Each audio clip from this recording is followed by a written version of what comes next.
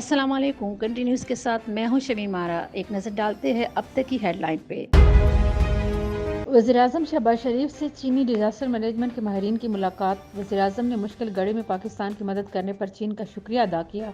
वफ़द ने वज़ीर-ए-आज़म को दौरे पाकिस्तान से मुतालिक बताया कि चीनी वफ़द सैलाब से मुतालिक माहिरीन पर मुश्तमिल है, जो पाकिस्तान के सैलाब मुतासरा इलाकों बिलखुसूस सिंध का दौरा करने आया है। आसिफ अली जरदारी के खिलाफ 25 साल पुराने केसेस में बड़ी पेशरफ्त हो गई। नैब ने साबिक सदर की बरियत के खिलाफ 4 अपीलें वापस लेने की दरख्वास्त दे दी।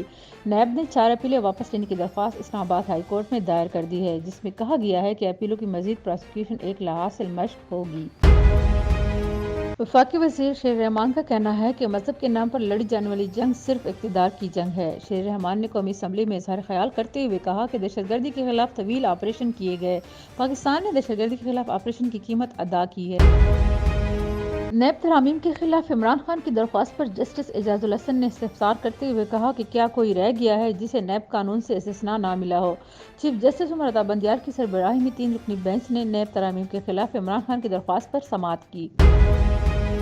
वज़ीर दिफा ख्वाजा आसिफ का कहना है कि एक शख्स हुकूमत से जाने के बाद रियासत को ब्लैकमेल कर रहा है। कौमी असम्बली इजलास में इज़हार ख्याल करते हुए ख्वाजा आसिफ ने नाम लिए बगैर इमरान खान पर तनकीद की।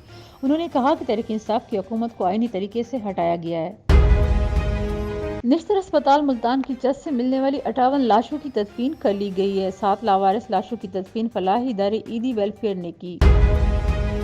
रावलपिंडी इस्लामाबाद में डेंगू के वार्ड जारी है। डेंगू से मुतासर अफराद की तादाद हज़ारों तक पहुँच गई। डिस्ट्रिक्ट हेल्थ ऑफिसर का कहना है कि गुज़िश्ता 24 घंटों में मजीद 122 अफराद में डेंगू की तशखीस हुई है।